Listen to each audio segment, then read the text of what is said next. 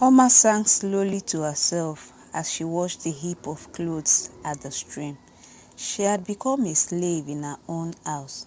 Her stepmother hated and treated her like a deadly disease. Even though she was sad, she always forgot her sorrows when she sang, especially when she was given extremely difficult tasks to perform. She washed the clothes one after the other under the very hot sun. Her sons gave her strength and made the work easier. She had left the house in the morning without food. She dared not ask for food for fear of being beaten mercilessly. She sang a song about mothers that went thus. My mother, I'll buy her 2 pieces of expensive wrappers at the Eke market. I'll go to Nkwo market again. I'll buy her matching blouses. I'll go to Afo and buy her expensive headgears. On the 4th day, I'll visit Ore. I'll buy her expensive shoes. She sang the song over and over and realized that she was crying. She would never buy such things for her mother because she never knew her. Her mother had died while giving birth to her. Her grandmother had taken care of her while she was a baby. She was very kind to her and had loved her as her mother would have done.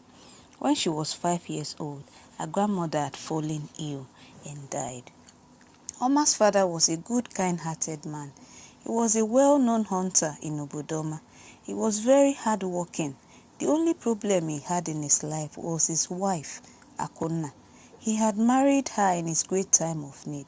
First, he had lost Oma's mother while she was giving birth. It was a very sad story. He had been so in love with Oma's mother before they got married. The kind of love they shared with each other was the type that got people jealous. Oma's mother, Ezenwa, was an orphan. She had neither brother nor sister because she was an only child. She had grown up in her uncle's house where she was well treated alongside his other children. Oma's father, Akubeze, watched Ezenwa grow into a beautiful young woman. He had professed his love for her and courted her by tradition.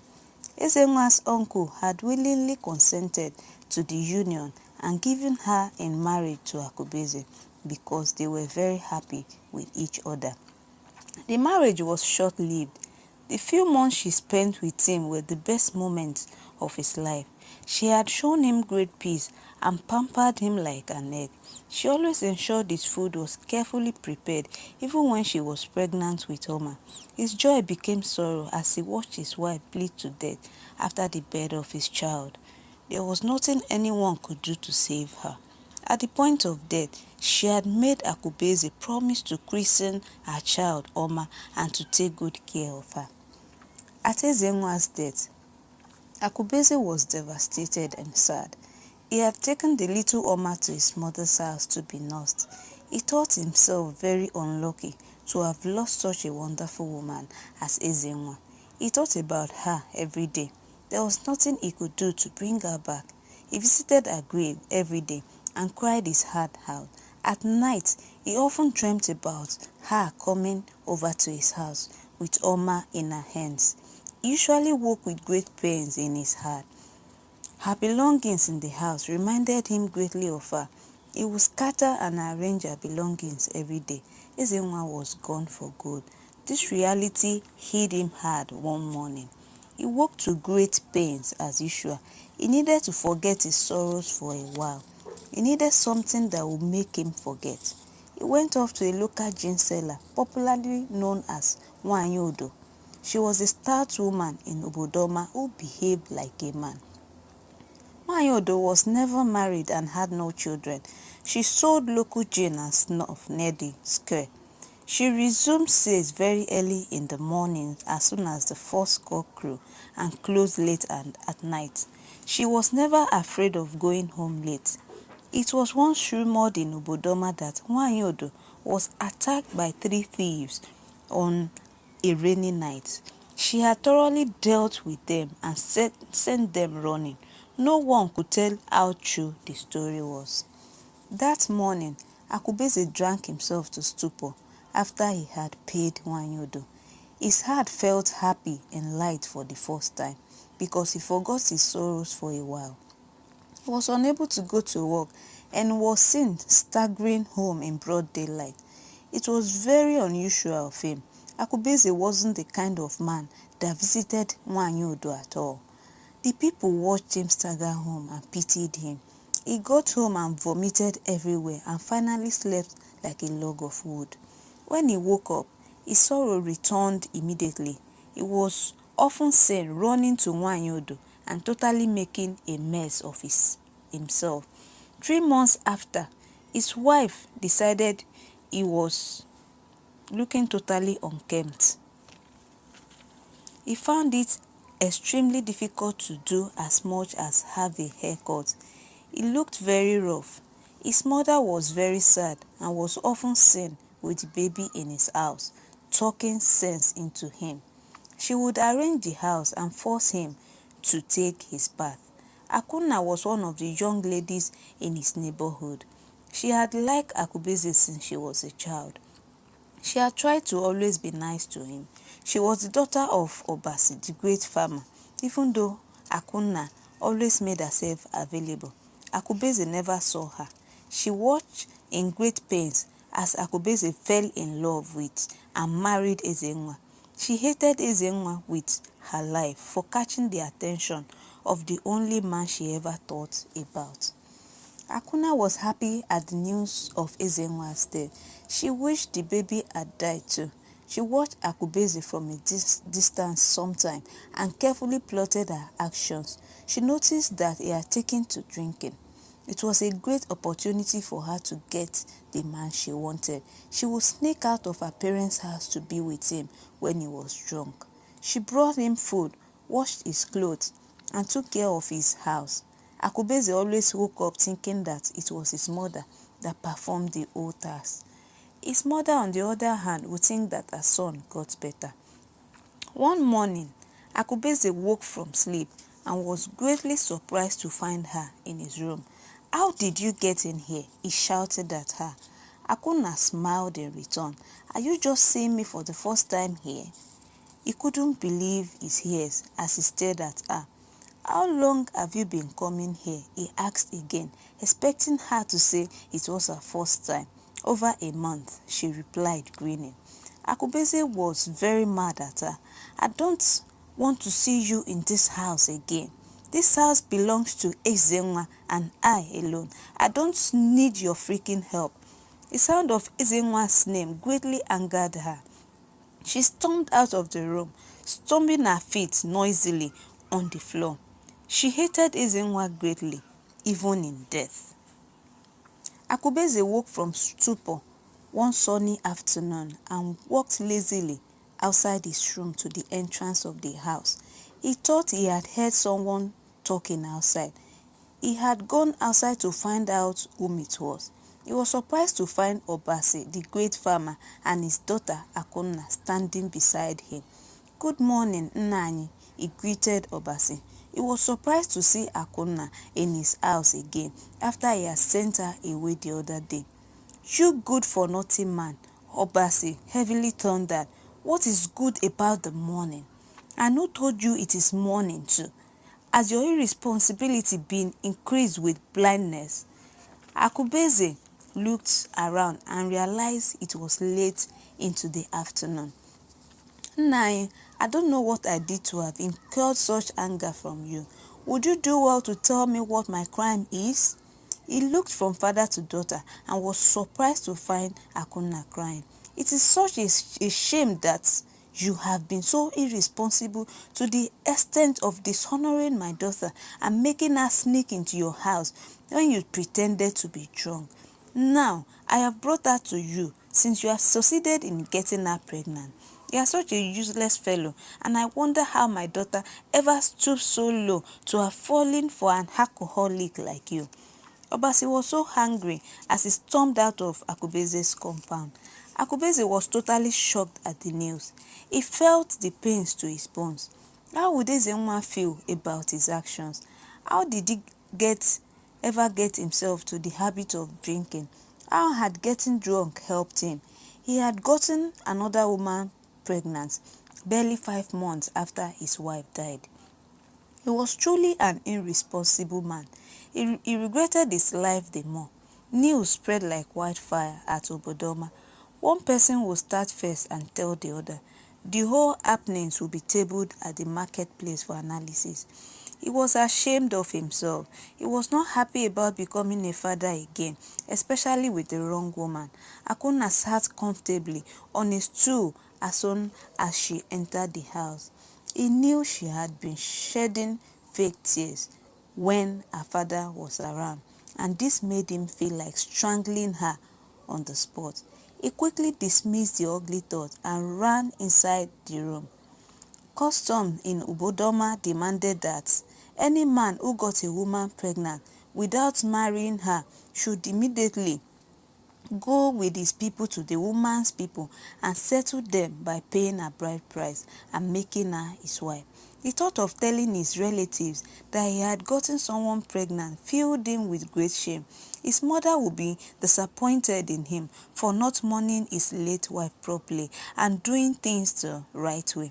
Also, he had not been fair to his daughter Oma. He had greatly failed Ezenwa by not fulfilling his promise to her.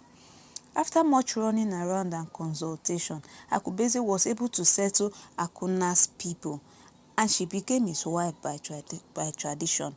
She was nothing like Ezenwa. She was very unsubmissive and proud. She would pick quarrels with neighbors from time to time and drag her husband into the matter. Akubeze was tired of settling conflicts. He thought he would adjust and get used to having her around as time went by. He was proved wrong. Akuna was very insultive. She would call him names and prepare his food carelessly. At times, there would be no food for him at all. Even though he was a man, he would cry himself to sleep and dream about Ezenwa. It was a very difficult situation for him. Whenever his mother came with the baby to see her father, Akuna would pick quarrels with her. She would call the baby ugly names and totally disrespect her mother-in-law. Akubeze was forced to beat her one evening when he couldn't take it any longer. He sent her back to her father's house with her things. She went back home and told all manner of lies against him. At the end, her stories were believed. Even when the case was brought before the king of Obodoma, Akubeze was said to be at fault. He was a wicked man to have beaten his pregnant wife. She was sent back to his house. He agreed to accept her back because he didn't want trouble. Akuna soon gave birth to a baby girl and she became worse. Oma finished washing the clothes and waited for someone to come by and help her balance the heavy calabash filled with washed clothes on her head. A woman who lived 3 houses away came by. She greeted the woman respectfully and asked for her help. As the woman helped her put the calabash on her head, she looked at her with pity in her eyes. The calabash was even heavy for 2 people to carry. She knew Oma's mother well. They had grown up together. Oma bore a striking resemblance to her mother. She had exactly the same height and every feature of her. Whenever she spoke, it seemed like it was her mother reincarnated. Oftentimes, the woman listened to her cry when Akuna got every opportunity to beat her. There was nothing anyone could do. It seemed like Akuna had everyone under her control. It wasn't the woman alone who saw Ezenwa in Oma. Akuna was reminded every day of Ezenwa whenever she saw Oma's face. This made her hate Oma the more. She was glad to have the opportune time to maltreat Ezenwa's only daughter. She was waiting for Oma at the door as soon as she got home. She had been boiling and preparing for a fight. "You wicked girl," she thundered. "Where have you been? Don't tell me it is just these 5 pieces of clothes that kept you at the stream." She hit her across the face before helping her put down the load on her head. Oma didn't say a word. She bore the pains calmly and spread out the washed clothes to dry under the sun. Her father was yet to return from work. When she was through, she went into the kitchen to get her lunch. As she dished the food into a plate, Akuna entered the kitchen with a heavy frown. "What are you doing?"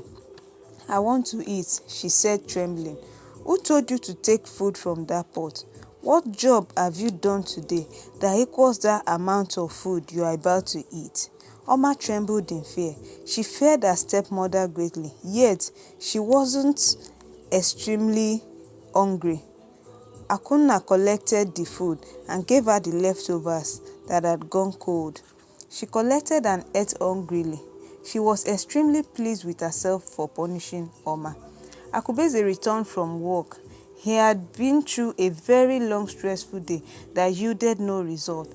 It seemed the animals in the forest had all gone on vacation. He looked extremely older than his age. His wife had made it that way.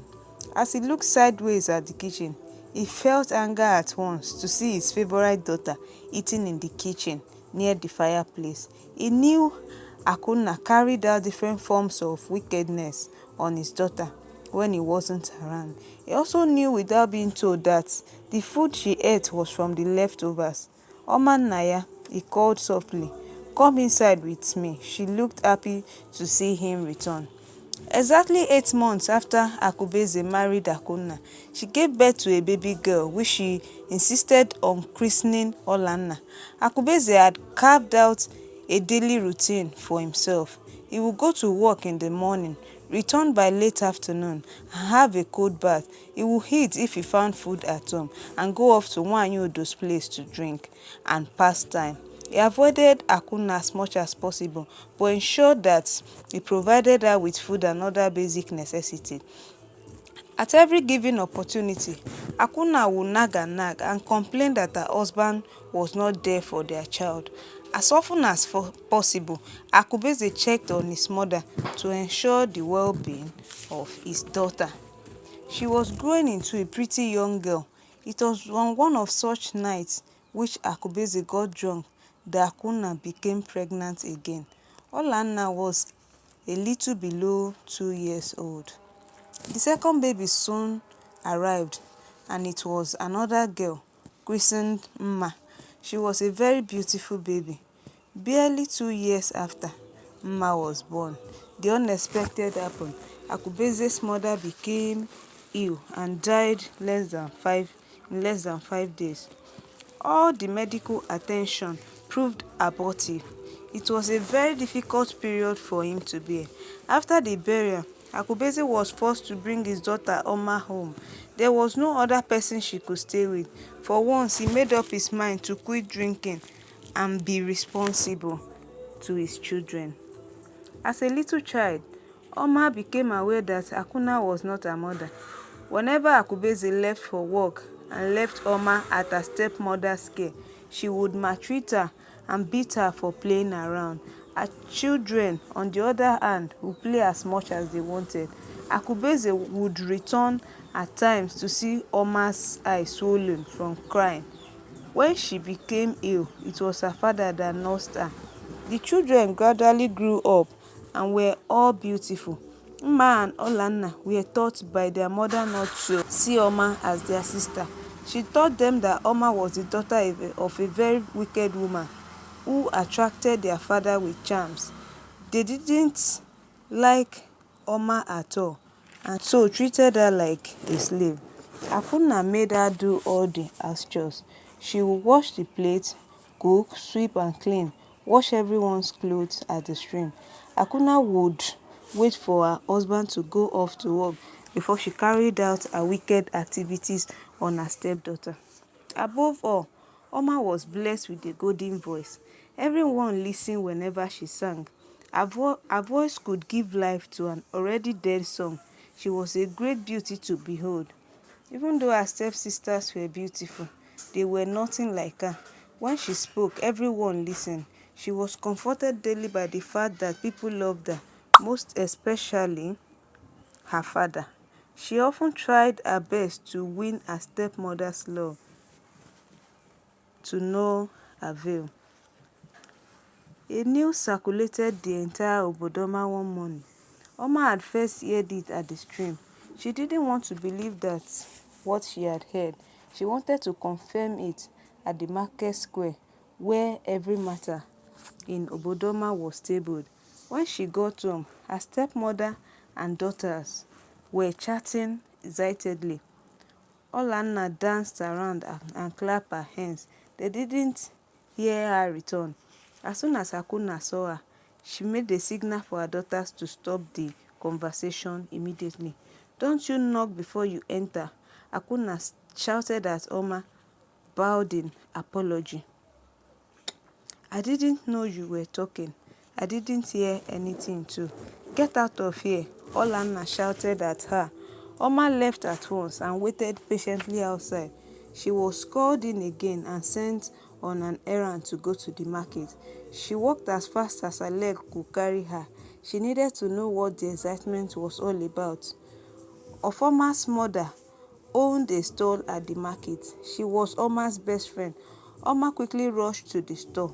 "Ofoma," she called out in greeting. Ofoma stood in excitement and dragged her friend out of the store. "What is happening?" Oma asked, almost impatiently. "Nwanyegu is dead." "What?" Oma almost screamed. Nwanyegu was the golden voice of Obodoma. She was accorded every respect given to a queen. The old king of Obodoma had died shortly after Oma became 10 years old. She could remember the incident well. A town crier had sounded the local gong and announced that everyone should gather at the square. Holding on to her father's hand, she was taken to the square to find out what exactly had happened. It was a great shock to find out that the king had kicked the bucket. He had suffered a brief illness that caused him stroke for some time. He was unable to perform his kingship duties to the people. On the morning he died, it was the prince that first went to his room to check on him. The late king was a good, kind-hearted king who had the interest of his people at heart. It was a great loss to the people. The king's burial was a ceremony on its own. Since he was the most respected person of Obodoma, his burial was highly befitting. The marketplace was shut down for a whole week. The rites and ritual were carried out for a whole month before the young prince was crowned king. He was very young because the king gave birth to a set of girls before him. He was guided by the queen and the chiefs in carrying out his duties as a king. One very important tradition of the people of Obodoma was the existence of a golden voice in the village. The king was always honored by the presence of the woman who was the golden voice of Obodoma. By tradition, kings in Obodoma usually had difficulties in falling asleep. The duty of the woman with the golden voice was to ensure that the king was lulled to sleep. The woman with the golden voice was not an ordinary person. She was a woman appointed by fate. Anyone could sing, but it wasn't every voice or song that could make the king sleep. It wasn't about how beautiful a person's voice was. It was about the voice that could make the king find sleep. Nwanyegu had served the old king till death and continued with the new king. She was considered the greatest woman in Obodoma because she only had the power to make the king sleep. Even the queen and every other person of royalty in the palace respected her. She was extremely rich because a third of everything the king had went to her. She had married one of the chiefs of Obodoma and given birth to 5 children. The position of the golden voice was not hereditary. It could fall on anyone by chance. Everyone envied this position. It was often said in Obodoma as a joke when anyone sang beautifully, "You might be the next golden voice of Obodoma." It was a thing of an entire lifetime that happened once in a while. Anyone could become the golden voice. The only quality was to be a woman and the chosen one. Nwanyegu died an old woman. It was said that she still had no match as an old woman. Her voice remained ever young, even though her body aged over time. "What do you think will happen now?" Oma asked her friend in great confusion. "Well," Oma continued excitedly, "Nwanyegu will be given her last respect, which is a befitting burial, as we all know. This will take exactly 1 week. After this, there will be a selection for the next golden voice of Obodoma. Oma sighed. Who do you think will be the next golden voice of Obodoma? Oma shook her head slowly.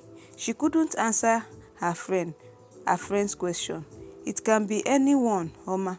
It can either be you or I, or any other woman in Obodoma. Everyone has to try her luck. It isn't even in the king's place to choose because the person the king chooses might be unable to make him sleep.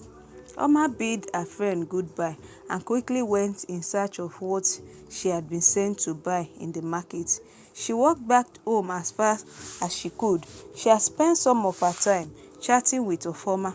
When she got home, she was happy that her father had returned. She quickly presented her stepmother what she had bought and also pretended as if she was yet to know what was going on. Her father's voice almost gave her out when he asked, "Have you started preparing your beautiful song for the king?" "I think the selection will start next week after Nwanyegu's burial." "What are you talking about, father?" she asked loudly, trying her best not to laugh. Akuna was very angry as she listened to Akubeze trying to explain everything to his daughter. "Why are you telling her all this?" she queried angrily. "I am telling her because she might possibly become the next golden voice of Obodoma," Akubeze replied, looking in Oma's direction. She could feel all the love her father had for her, and she was grateful her father was still alive. Akuna accused her husband for being partial.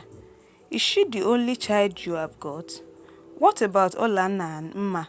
Aren't they your children too?"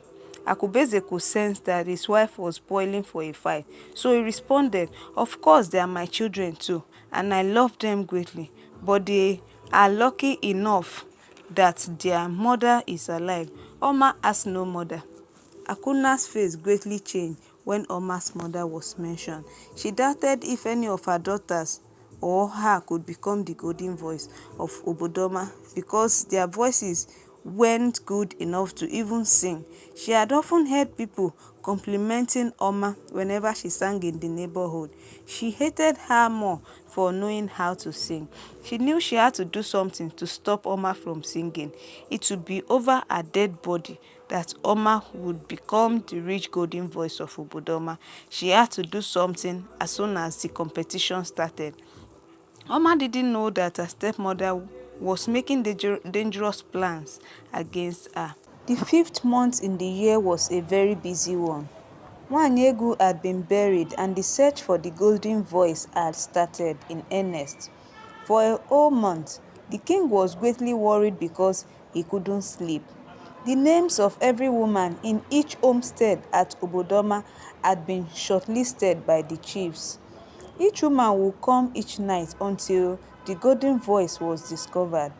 The king was greatly annoyed each night as the songs and voices angered him and couldn't settle his mind for sleep. Being a king of Obodoma was an extremely difficult task. Oma met Ofoma at the market square one morning. The turn had fallen on Ofoma to sing the previous night. "How did it go?" Oma asked anxiously, looking deeply into her friend's eyes. Ofoma wasn't looking happy at all as she narrated her experience. "I almost felt embarrassed. The king was just staring at me. My song that I had rehearsed over the week seemed not to be good to his hearing. I was just singing to myself." After a while, the chiefs came in to check on the progress and took me out. "I am not the chosen one," she concluded. Oma felt for her friend as she hugged her affectionately and said, "Whatever you become, whether the golden voice of Obodoma or not, you are a very good person and my best friend too." Ofoma smiled at Oma. She had lifted her unhappy spirit. "When is your turn to sing?" she asked. "The day after tomorrow," Oma responded. It was finally Oma's turn to sing that night. Her stepmother, for the first time, seemed to be nice to her to everyone's amazement. Ofoma had called Oma aside in the morning and told her, My friend, don't be carried away by your stepmother's sudden goodness. You already know her like you know yourself. That evening after dinner, Oma took her bath and wore a very beautiful cloth which her father had bought for the big day. She looked extra beautiful and had prepared a very simple song for the king. It was few minutes to go when Olanna came to her and told her Akuna wanted to see her at the back of the house to give her the final tips that would make her win. She followed her excitedly and was surprised to find two hefty men at the back of the house who covered her mouth and carried her without stress into a banana farm. She was too afraid to cry. She was surprised to also find her stepmother waiting for her as soon as she got there. She smiled wickedly at her and said, "I will ensure that you don't sing tonight. You think you know how to sing? Let's see how you get to sing with a sore throat." Oma watched in fear as Akuna brought a steaming hot water in a little clay pot. The two men forced her mouth open and poured it down her throat. They tied her mouth again with a piece of cloth, tied up her hands and feet, and left her in pains in the middle of the farm. Akuna smiled to herself and walked majestically home in victory. For Oma to become the golden voice was a task so impossible. Akubeze called out to her daughter when it was time to go. He was worried when she didn't respond. She was supposed to see her off to the palace. Then the search for her began. Because of his hunting instinct, he was able to locate her at the banana farm where she was tied up. He felt a great pain when he saw her lying lifelessly on the ground. He untied her mouth, hand and feet and felt another shock when he saw her blistered mouth. Her throat was very sore and badly wounded. He knew without being told that Akuna had done her worst. Akubeze gently carried Oma to the best medicine man at Obodoma. He went to the palace and rescheduled her turn for whenever she got well. He decided not to say anything to Akuna until Oma could speak for herself. He also paid some guards to closely monitor his daughter every day and night. Oma slowly recovered and started learning how to use her voice again. The only person allowed to visit her was Ofoma, who aided her father in taking care of her. Everyone in Obodoma had heard the story and waited for Akuna's impending doom. After a month, the golden voice was still not found. Akubeze booked another time for his daughter as soon as she told him she could manage to sing. The night finally came and Oma was led by the guards to the king's room. He looked at her with pity in his eyes. Somehow, her story had gotten to him. There was something different about her. As soon as she opened her mouth and sang a simple song once, the king closed his eyes and fell into a deep sleep. The golden voice had been found. She was going to be that for a lifetime. The king was very pleased to finally find sleep. Oma was the lucky girl of Obodoma. She finally narrated her ordeals at the hands of her stepmother to the king. The king was very annoyed with Akuna. She was banished from Obodoma immediately. She left with nothing.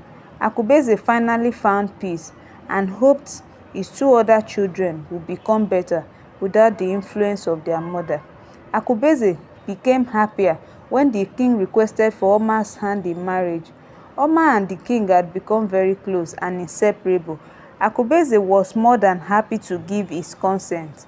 Not only was he the father of the girl with the golden voice, he was also going to be the father of the new queen. The marriage took place at the square, and it was the general topic of discussion for a very long time. Oma felt so happy to have been blessed with a golden voice.